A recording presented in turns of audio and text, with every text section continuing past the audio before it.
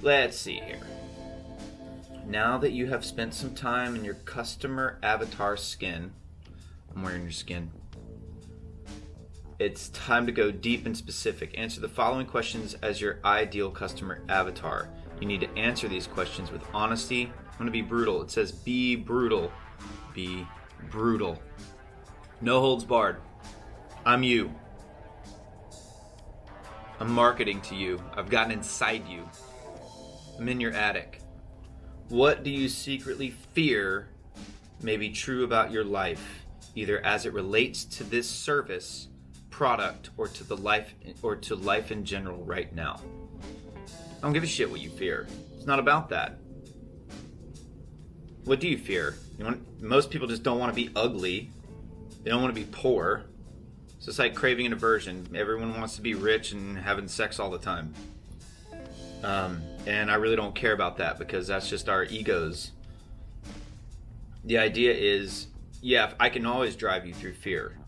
There's a rule: no bar is ever cleaned out by someone running in and saying, "Hey, two people are getting along in the parking lot," right? So it's all about spectacle. It's all about fear. And technically, the path to being a martial artist is understanding that, yeah, someone might be punching at your face, but you could focus on the threat, or you could focus on the fact that they just opened up their ribs, their head, and now they're probably weighted on their front legs, so that's breakable. There's 10 opportunities to every one thing you fear.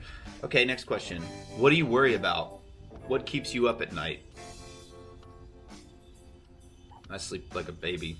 These questions make me realize I'm really off the pulse. I've never really... I guess a lot of people worry about the typical stuff. It's always money. It's always not feeling good enough. Right, those things, or self-judgment, things like that. Again, the path to being a martial artist is just knowing that a little bit of practice is always getting you just a little closer to unfolding. I had a student a long time ago. He said, I want to get buff. I want to get ripped muscle. I go, don't work out to get buff. Work out and you'll get buff. You'll unfold. 1% theory, 99% practice, and letting it unfold. I think it was it Patabi Joyce that said that? With practice, all unfolds. So, unfold. Yeah, I don't really worry about much personally. I have a lot of trust and faith. I've been through too many moments. I've lost everything too many times to really worry that I can't get it back. I think there's one thing that I lost that I would really want back, and it was this really amazing sweatshirt some cute blonde took. I'm more solution-based. Okay, next question. What stresses you out on a regular basis? It's the keeping up mentality. We only have so much time in this world, and now we spend so much of it in traffic. It all boils down to finances and relationships, right? And that, if we go back to like our most primitive selves, it's really, do I have the tools and the resources in order to thrive in this world? And do I have a community around me that I can trust and communicate with, and we can all work together? Do things that you love, and therefore it's easier to meet people. I'm not a social person at all, but I meet a lot of people because I'm always doing what I love. I had a neighbor one time tell me, if you want to meet a woman that drinks, meet her in a bar. You want a woman that reads, meet her in the library. We also think that what we're doing is important, and that just boils down to just if we have more self-reliance, then we can realize that nothing you do is important. You have to make it important. Everyone's going to argue with me right now. I don't care. Your argument isn't important either. It's your story. Have it. I guess feeding your kids is important, but more or less, like once they get to a certain age, teach them to cook. Next question. What do you not look at or face in your life because it triggers too much fear? Honestly, it all boils down to yourself. Look at yourself. Why you afraid of stuff? I remember when they were legalizing pot, and it was all medical, right? And there were so many people that were getting their medical card, and they were like, they were using the excuse of I have anxiety and pot helps with my anxiety. And I always used to wonder how many people faked to have anxiety to get their weed card, and the next thing you know, they ended up stoned as shit on YouTube, afraid of lizard people controlling the government, and now they think the earth is flat.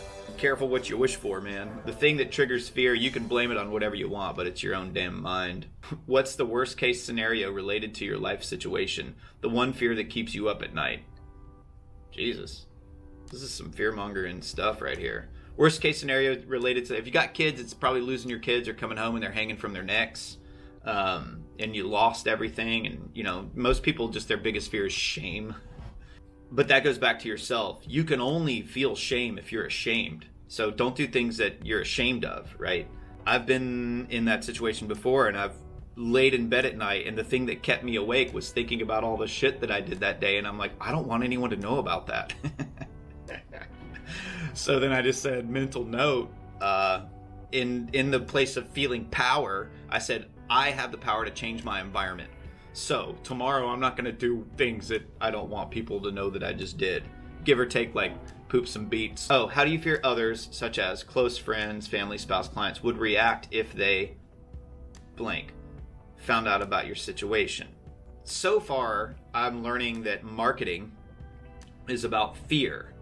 And no, I'm not doing that.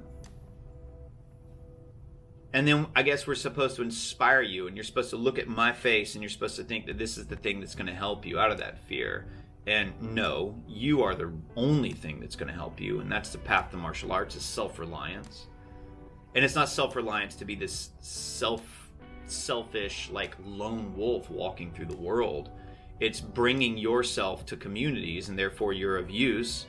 I like the Goonies. If you've ever seen the Goonies, it's my favorite illustration of power. The map was in Spanish, so the one that read Spanish was in charge. And then they got to that piano, and if you hit the wrong note, the floor would drop out and it would fall. And so now the person that knows how to play piano, took some piano lessons, they're in charge. And you're always moving in and out of power. But if you're the one person that doesn't have any skills the whole time, and you have some chip on your shoulder, you're going to get us all killed, man. We're never going to find One-Eyed Willie's shit. So reel it in, go get a skill, and then be okay with the fact that you've cultivated that skill, and when it's your time, it will be your time. What do you fear might fail in your life if your situation continues or it gets worse? Well, with what I do, a lot of people fear the fact that, you know, they have pain, so it just keeps becoming chronic, and most people just want more discipline, and if they don't have discipline, it's a snowballing effect. And when you hit your 30s and 40s, it's hard to change your life. So the things that a lot of people fear is they start judging themselves, and when you judge yourself, you think everyone else is judging you, and then next thing you know, things won't fail in your life. You're literally failing on purpose, right? I think a good rule of thumb is knowing that if I point one finger out, I need to point three back at myself. It's always a yelling at the mirror thing. And then the other rule that I genuinely have is, if you are a relatively intelligent, literate human being in a first world country, everything's your fault. Whether that's true or not, own it. I used to say that all the time. Again, my dad was a SEAL, and then there was a really cool book that I didn't read, but it stopped getting people super mad, because a lot of people that don't want to take responsibility for their lives, I used to say, well, everything's your fault, and they'd be like, no, it's not.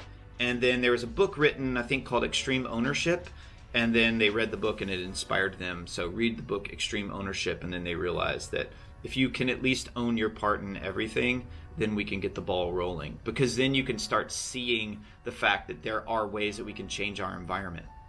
So just know that if you can own your part in every situation, then that's the first step to power. Because you can say, okay, I've done this and this and this. And then the next thing is admit how you feel. How do you feel? What do you need? And then change your environment. Do the dishes. Clap your hands. Open a window. Close a window. Move your couch.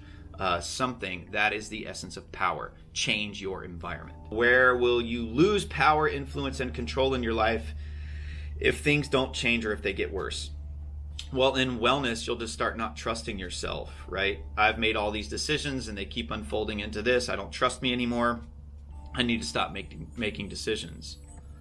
The solution to that, well, there isn't a solution to that, and I'm not going to claim that I know one, but I will say that admit you're not broken and admit you just keep making decisions that aren't moving you towards your goals. Or maybe your goal is to totally wither away because you're kind of done for now. So simplify your life and start finding some things that you actually want to show up to. I don't like this, by the way. I don't like anyone feeling that they're just afraid. That's kind of lame. It's tacky. And it's low-hanging fruit, man. What do you secretly wish was true about your situation, either as it relates to the product, service, or life in general? For example, like I'm offering just online education. So a lot of people that would come to this kind of work, what they really want is their own personal practice. So it's someone that's sitting around going, I study yoga, I study martial arts, so I want to be able to practice at home. I don't know what to practice. Well, I got you. Do 10 push-ups, 10 squats, 10 sit-ups. Keep repeating that for 30 minutes. But my shoulder hurts. Cool. Stop doing the push-ups then. Power. Power's pretty easy.